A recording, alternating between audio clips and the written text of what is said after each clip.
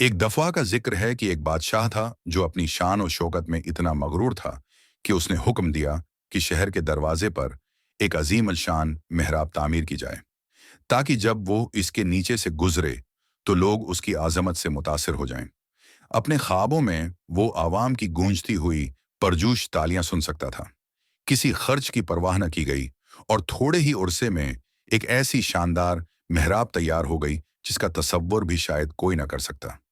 لیکن جب وہ عظیم لمحہ آیا اور بادشاہ اپنی شاہانہ سواری کے ساتھ اس محراب کے نیچے سے گزرا تو یہ بات سامنے آئی کہ وہ محراب کافی اونچی نہیں تھی۔ بادشاہ کی شاندار شخصیت پوری طرح اس کے نیچے سے گزر نہ سکی۔ یہ صاف ظاہر تھا کہ محراب کچھ زیادہ ہی نیچے بنائی گئی تھی۔ بادشاہ کا پارا فوراً چڑھ گیا۔ غصے سے کانپتے ہوئے اس نے حکم دیا کہ شاہی معمار ماسٹر بلڈر کو پھانسی دے دی جائے۔ پھانسی کا انتظام شروع کر دیا گیا، مگر جب شاہی معمار کو تختہ دار کی طرف لے جایا جا رہا تھا تو اس نے چلا کر کہا کہ اصل قصور تو شاہی مزدوروں میسنز کا ہے جنہوں نے عملاً تعمیر کا کام انجام دیا تھا۔ چونکہ بادشاہ خود کو انصاف پسند سمجھتا تھا، اس نے شاہی مزدوروں کو بلایا، مگر مزدوروں نے وضاحت کی کہ حقیقت ہے جنہوں نے عملاً تعمیر کا کام انجام دیا تھا۔ چونکہ بادشاہ خود کو انصاف پسند سمجھتا تھا، اس نے شاہی مزدوروں کو بلایا، مگر مزدوروں نے وضاحت کی کہ میں قصور شاہی معماروں کا نہیں بلکہ شاہی معماروں آرکیٹیکٹس کا تھا، کیونکہ منصوبہ بندی اور نقشہ سازی تو انہی نے کی تھی۔ چنانچہ بادشاہ نے شاہی معماروں کو طلب کر لیا۔ شاہی معماروں نے بادشاہ سلامت کو یاد دلایا کہ خود حضور والا نے آخری لمحات میں نقشوں میں کچھ تبدیلیاں کی تھیں۔ بادشاہ نے فرمایا، ملک کے سب سے عقلمند شخص کو بلاؤ، کیونکہ یہ ایک نہایت پیچیدہ مسئلہ ہے اور ہمیں انتہائی دانا مشورے کی ضرورت ہے۔ ملک کا سب سے دانا شخص لایا گیا جو اتنا بوڑھا ہو چکا تھا کہ اپنے قدموں پر چلنے کے قابل بھی نہ تھا اور اسی لیے بے حد عقلمند سمجھا جاتا تھا۔ کانپتی آواز میں دانا شخص نے کہا، ملک کے قانون کے مطابق اصل مجرم کو سزا دی جانی چاہیے، اور اس معاملے میں یہ بالکل صاف ہے کہ اصل قصوروار کوئی اور نہیں بلکہ خود وہ محراب ہے۔ بادشاہ اس فیصلے سے خوش ہو گیا اور حکم دیا کہ مجرم محراب کو تختہ دار تک لے جایا جائے، مگر شاہی مشیروں میں سے ایک نے توجہ دلائی کہ محراب نے تو بادشاہ کے مقدس سر کو چھوا تھا، لہٰذا اسے رسی کے پھندے سے رسوا کرنا مناسب نہ ہوگا۔ بادشاہ نے نحیف آواز میں کہا، یہ ایک اور نہایت سنگین مسئلہ ہے، بہتر ہوگا ہم دوبارہ عقل مند بزرگ سے رجوع کریں۔ مگر افسوس، بزرگ اپنی پہلی مشقت سے ہٹ گیا۔ اتنے تھک چکے تھے کہ انہوں نے آخری سانس لی اور دنیا سے رخصت ہو گئے۔ اب وہ نئے مسئلے پر رائے دینے کے قابل نہ رہے۔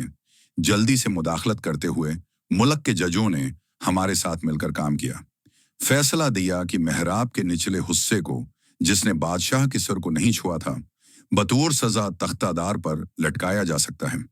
لیکن جب جلاد نے نچلے حصے کو پھندے میں لٹکانے کی کوشش کی تو معلوم ہوا کہ رسی چھوٹی پڑ گئی ہے۔